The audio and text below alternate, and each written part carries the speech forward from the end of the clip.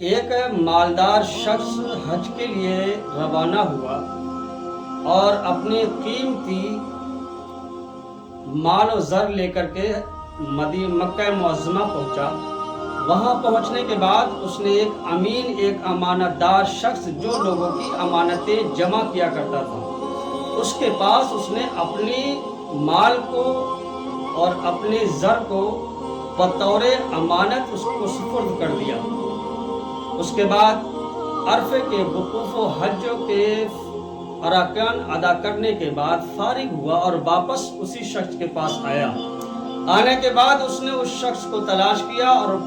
اس کی جگہ پر پہنچا تو معلوم یہ ہوا کہ اس شخص کا تو انتقال ہو چکا ہے۔ اللہ! اتنا سننا تھا کہ اس کے دل کے اندر ایک عجیب سی کیفیت طاری ہو گئی، اور یہ بھی معلوم ہوا، یہ بھی علم ہوا کہ وہ امانتوں کے بارے میں اپنے کسی بھی گھر والے فرد کو،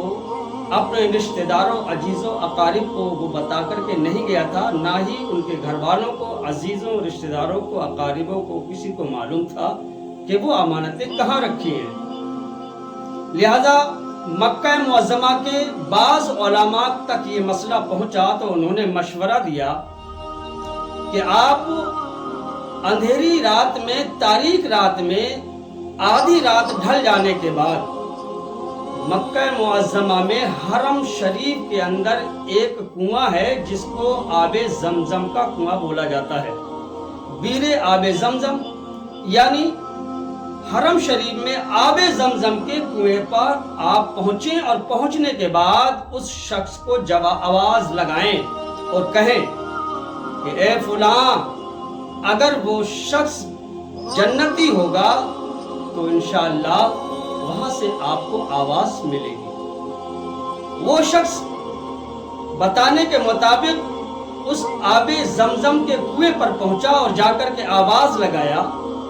اے فلاں، مگر اس کنویں سے کوئی آواز نہ آئی۔ واپس پلٹا اور علماء حق کی بارگاہ میں حاضری دی اور کہا کہ یہاں سے تو کوئی جواب ہم کو نہیں ملا۔ علماء نے پھر ان کو مشورہ دیا کہ اب آپ اندھیری تاریکی رات میں 12 بجے کے بعد، آدھی رات گزر جانے کے بعد، آپ بیر مبہوت جو کہ یمن کا ایک کنواں ہے وہاں پر جائیں اور جا کر کے وہاں کھڑے ہو کر کے آواز لگائیں، اگر وہ دوزخی ہوگا تو آپ کو وہاں سے جواب مل جائے گا۔ وہ شخص پھر وہاں پر پہنچا، یعنی بیر مبہوت یمن کے کنویں پر پہنچا اور پہنچنے کے بعد اس نے آواز لگائی، کہا اے فلاں، تو اندر سے آواز آئی کہ تیری امانتیں فلاں فلاں جگہ پر رکھی ہیں، جا اور اپنی امانتوں کو لے لے۔ وہ شخص حیران ہو گیا اور پریشان بھی ہوا، تو اس نے سوچا کہ امانتیں تو میری اب مل ہی جائیں گی، مگر میں اس سے اس جہنم میں، دوزخ میں جانے کی وجہ اور سبب تو معلوم کر لوں۔ لہذا اس شخص نے اس کو آواز لگایا اور کہا کہ اے شخص، یہ بتا کہ تیرے جہنم میں جانے کی، دوزخ میں جانے کی وجہ کیا ہے، اس کا سبب کیا ہے؟ میں تو تیرے بارے میں اچھا گمان کرتا تھا، میں تو سوچتا تھا کہ تو نیک عمل والا ہے، تو امین ہے، امانت دار ہے، لہذا تو یہ بتا کہ تیرے اس دوزخ میں جانے کی وجہ کیا ہے؟ تو وہ شخص کہتا ہے، اے انسان، تو میرے جہنم میں، دوزخ میں ہونے کی وجہ معلوم کرتا ہے تو سن کہ میری ایک بہن تھی جس سے میں نے قطع تعلق کر رکھا تھا، رشتہ توڑ رکھا تھا، میں اس کے گھر نہیں جاتا، نہ اس کو اپنے گھر بلاتا، قطع تعلق، قطع رحمی میں نے کیا تھا، جس کی وجہ سے اللہ تعالیٰ نے مجھے دوزخ میں بھیج دیا۔ اور اس سے آگے معلوم یہ ہوتا ہے، علامہ ذہبی رحمۃ اللہ علیہ فرماتے ہیں کہ رسول اللہ صلی اللہ تعالیٰ علیہ وسلم نے ارشاد فرمایا کہ جو شخص قطع رحمی کرے، قطع تعلق کرے، وہ جنت کی خوشبو بھی نہیں سونگھ سکتا، وہ جنت میں نہیں جا سکتا، تو وہ جہنم میں ہی جائے گا۔ میرے پیارے عزیزوں، اسلامی بھائیوں، میری اس روایت سے آپ کو یہ نصیحت حاصل کرنا چاہیے کہ اپنے رشتہ داروں، عزیزوں، اقارب سے اپنے دوست و احباب سے، اپنے والدین سے، اپنے بھائی بہن سے قطع تعلق نہ کریں،